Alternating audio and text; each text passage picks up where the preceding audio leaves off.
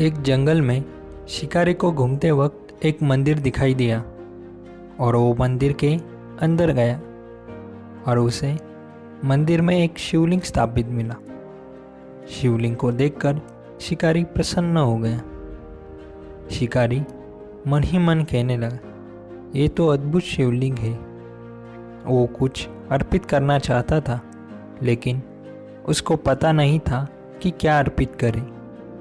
उसके पास शिकार किया हुआ मांस था। उसने वही शिवलिंग को अर्पित कर दिया और वो वहाँ से चला गया। उस मंदिर की देखभाल कई सालों से एक ब्राह्मण करता था।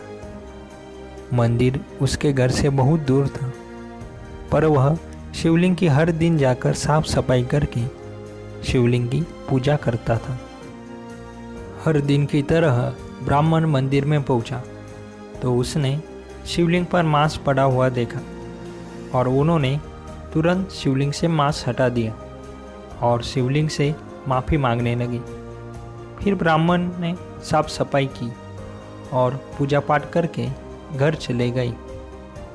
फिर से शिकारी मंदिर में मांस अर्पण करने आया और तभी उसने देखा कि शिवलिंग गंदा हो गया है, तो उसने सोचा मैं साफ सफाई कर देता हूँ। तो शिकारी मंदिर के पास के झरने से पानी लाने निकल गया और मुंह में पानी भरकर शिवलिंग पर पानी डालकर साफ करने लगा। और शिकारी बार बार मुंह में पानी लाता और शिवलिंग पर डालता और साफ सफाई करके निकल गया। फिर बाद में ब्राह्मण मंदिर में आया और देखा कि शिवलिंग पर किसी की थूक पड़ी हुई है और मांस है। इसे ब्राह्मण गुस्सा हो जाता है और कहने लगा, अब मुझे शिवलिंग को साफ करना होगा, मंत्र पढ़ना होगा। ब्राह्मण ने पूजा पाठ की और शुद्धिकरण करवाया और घर चला गया। हर बार आने पर शिवलिंग इसी ही अवस्था में मिलता। इस बार ब्राह्मण रोते हुए शिवजी से कहा, कौन है जो आपको अपमानित कर रहा है और आप उसे कुछ करते भी नहीं। तभी भगवान शंकर प्रकट होते हैं और कहते हैं, उठो ब्राह्मण देवता, जिसे तुम अपमान मानते हो वह एक भक्त का अर्पण है। मैं इस भक्ति से बंधा हुआ हूँ। भक्त जो भी प्रेम से अर्पित करता है मैं उसे स्वीकार कर लेता हूँ। वह भक्त बड़ा भोला है। वह निस्वार्थ भाव से मेरी पूजा करता है। अगर तुम उसकी भक्ति देखना चाहते हो तो कल सुबह तुम कई चुपके से देख लेना। फिर ब्राह्मण सुबह झाड़ी में छुपकर उस भक्त का इंतजार करता है। तभी वह देखता है कि शिकारी अपने हाथ में मांस का टुकड़ा लेकर शिवलिंग के पास जा रहा है। शिकारी ने देखा कि पहले ही मांस वहाँ पड़ा हुआ है। उसने सोचा कि हर बार की तरह भगवान ने चढ़ावे को स्वीकार क्यों नहीं किया। शिकारी ने कहा, हे भगवान, मुझसे कोई भूल हो गई है क्या? तभी उसकी नज़र शिवलिंग के दाईं आंख पर पड़ी।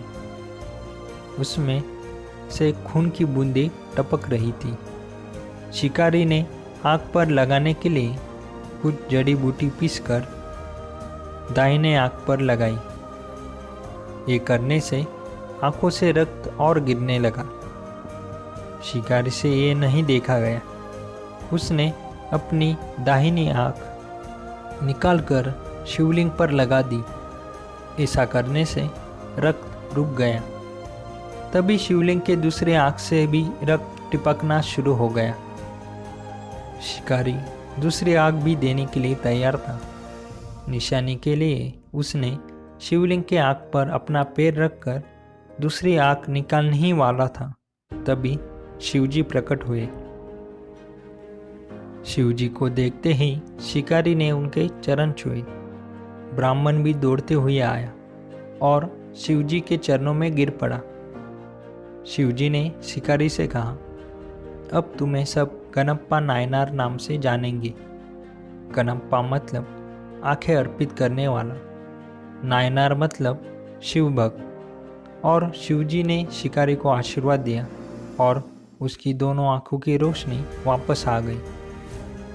शिकारी शिवजी के चरणों में गिर जाता है। तभी से उसे कनप्पा नायरा नाम से जाना जाता है।